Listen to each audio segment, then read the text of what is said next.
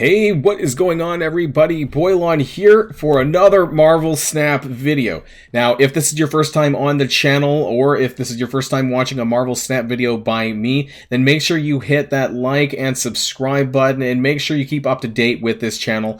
I'm going to be doing quite a few Marvel Snap videos in the weeks and days, I should have said that in the reverse order, ahead, because I'm really enjoying Marvel Snap. Some of you guys might know that. I did some Twitch streaming as well, actually, recently, and I hope to do much more of that. Really enjoying this game. But in today's video, I want to talk all about counter cards. Deck counter cards specifically. There's quite a few of these in the game that if you play these properly, this can give you a real heads up in your matches. Now, normally when you build a deck, that there's probably some extra spaces where you could use some of these cards, among other cards, but I want to go over all of these that are in the game right now that are really going to help you get a leg up if you know how to play them properly and when you should.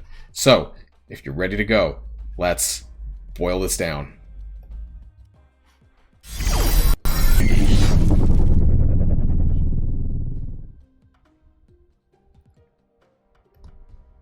Oh, yeah. So whenever yeah, there I am, right? I do appear. So this is my window for my cards, and PS, if you've been following along with Marvel Snap, I am actually now recently just entered into Pool 3, so if you guys don't know what the pool systems are, do check out some of my previous videos, but basically, Pool 1 is a set of cards that you're going to get from collection level, I believe it's 1 to 212 or something like that. Pool 2 is around the mid, from then on, basically, to about 460, I think, and then Pool 3 is basically after that, and that's going to be different cards that you're going to get. So we're going to be talking about a mixture of Pool 1 and Pool 2 cards here. There is, I think, one Pool 3 card in here, and then for the ones that I don't have unlocked, we'll take a look at that on marvelsnap.io, which is a great database website for cards for Marvel Snap. So this is, I just built this for the purposes of the video, and not all of them are counter cards, but this is what I call the counter deck. I'm not playing all of these cards. Maybe you could, but I want to go over each one of these to kind of explain why they're good and why you can use some of these in the decks that you'll be using. And we first have to start off with Armor. So Armor is a 2 energy cost, 3 strength card. You might see some of these played by other players, so ongoing, cards at this location can't be destroyed. It's pretty obvious if you played this game for a little while, but obviously this would help you to counter Carnage, Destroy decks, Carnage, Deathlock, any of those cards that destroy on the field, you won't be able to do this. It could also help you in certain locations. I forget what it's called, Death's Domain maybe, or something like that. If you play that, then you won't be able to get destroyed there, I'm pretty sure. But regardless, this is primarily used to counter those locations where if you see someone place down a Nova or a Winter Soldier, then you know that they're going to destroy that, right? And so you could place Armor down to counter that, and they're basically stuck there with cards that they're not going to be able to activate. So quite a good counter. And like I said, in a lot of your decks, you're going to have probably a couple of spots where you could add some of these cards that we're going to be talking about. So second, and by the way, Armor is Pool 1.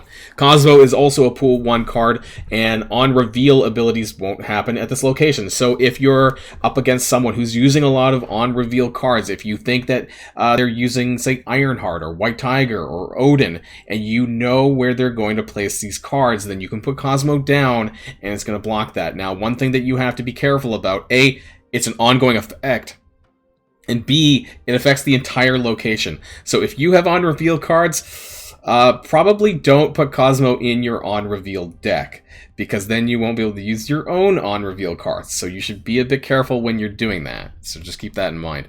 Thirdly, Killmonger. Now, he is a Pool 2 card. Goodbye Kazar Zoo or Kazoo or whatever you call the deck, because he's going to be destroying all 1-cost cards on the field. This would include any squirrels, any rocks, any of you could actually use this in conjunction with a destroy deck if you want.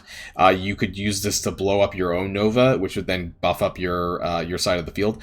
So he is pretty interesting as a counter card. He is 3/3, and he'll really damage those kind of decks as well. So do keep that in mind.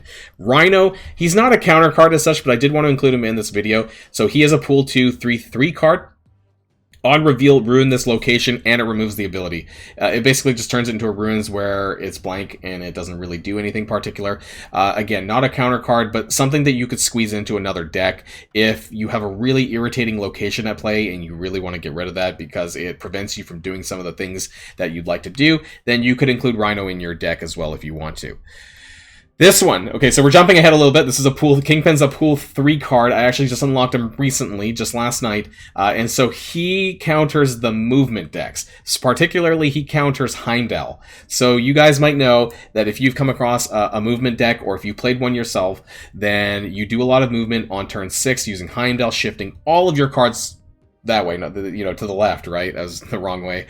And this will destroy if they land on that location. So this is something that you'd want to play on the left or the middle location, because typically when you play Heimdall, it shifts all your cards to the left, and that's where they're going to land. So if you do this, this completely, like, will probably win you the match, because they're going to move all their crap over, and then they're going to get blown up. So this is equivalent to Fist Tower's location, because it's a very similar mechanic, although on Fist Tower, anytime you move there, it blows up. But yeah, so this one's a pretty cool one, something that I have recently added into some of my decks as well.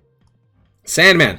Now, kind of like Rhino, this isn't necessarily a counter card, but one I wanted to include in this video because Sandman, basically, well, as you can see, ongoing, players can only play 1 card a turn.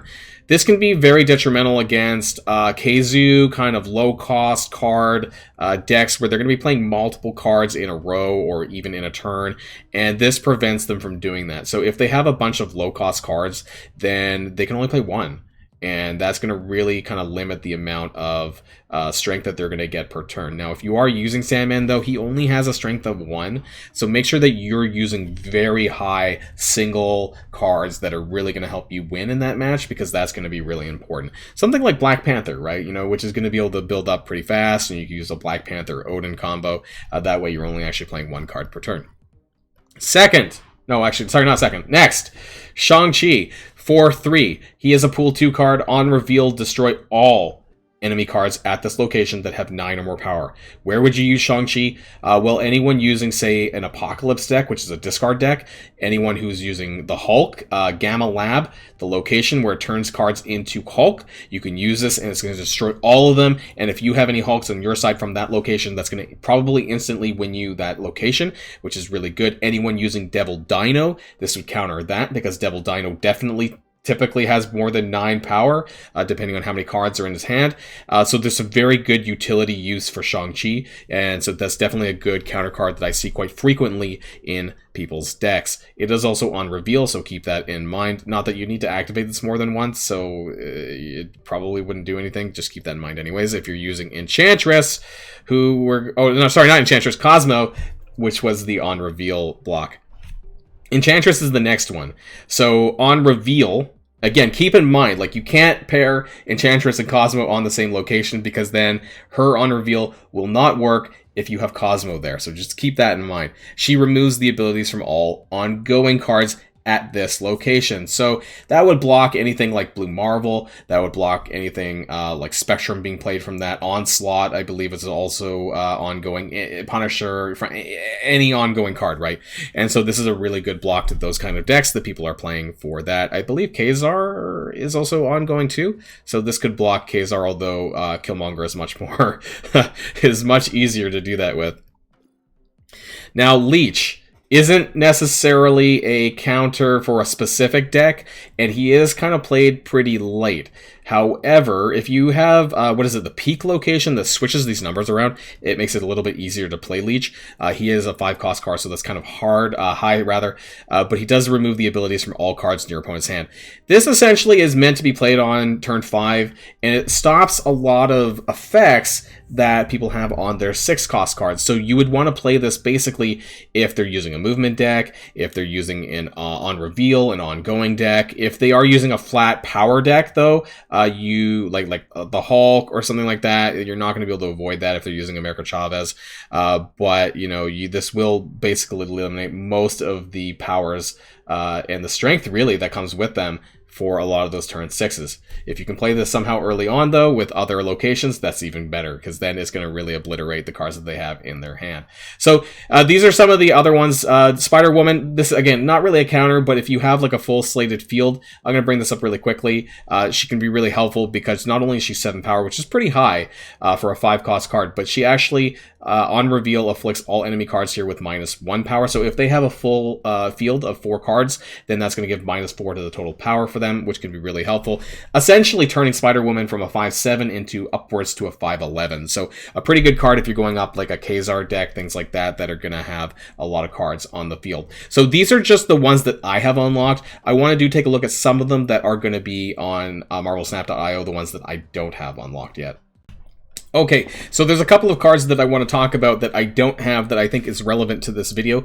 The first one is Captain Marvel. Now, these are going to be all pool 3 cards that I don't really have yet at this point in time, but I still want to talk about them anyways. So Captain Marvel is pretty neat. She's 5/6, and at the end of the game, move to a location that wins you the game, if possible. This isn't necessarily a counter card, but it's a very good card to include if you have it. I have played with this one time when I happened to pick it randomly in my hand from one of the locations. And basically she flies, and if you can somehow manipulate the field enough to win, then she will allow that. So again, not necessarily a counter card, but a really fun one that can kind of play to any deck. Now, her companion cat, or at least in the Marvel, the Captain Marvel movie that I remember, anyways, you know, the cat was in it, Goose. So nobody can play cards that cost 4, 5, or 6 to this location.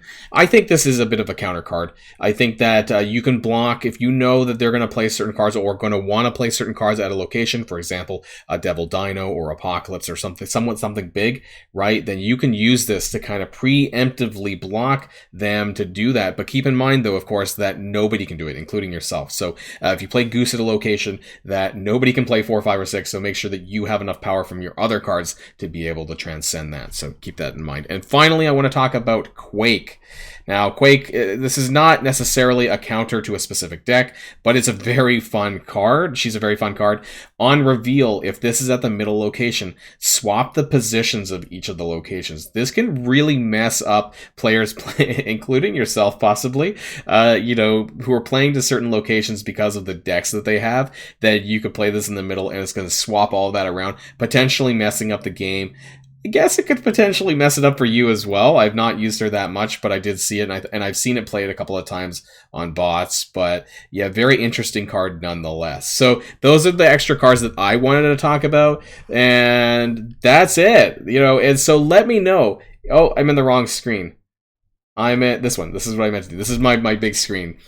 That's it. That's it for the video. Let me know in the comments down below, though, if you think I missed anything. If there's any cards that I should have brought up that kind of are relevant to counters or even just standalone cards that have some really good value. I brought up a few of those as well. Let me know. There'll be more Marvel Snap videos in the days and weeks to come because I'm really enjoying this, having a lot of fun, and I can't wait to show you guys what more there is to come on this channel. So make sure you do hit that like and subscribe button, comment down below. All that's helpful for the algorithm, and there's going to be more of this coming on Boilon's channel. So that's the end of this video. Enjoy the rest of your day, everyone, and until next video, stay safe and healthy, and I'll see you all later. Boilon signing out of Marvel Snap.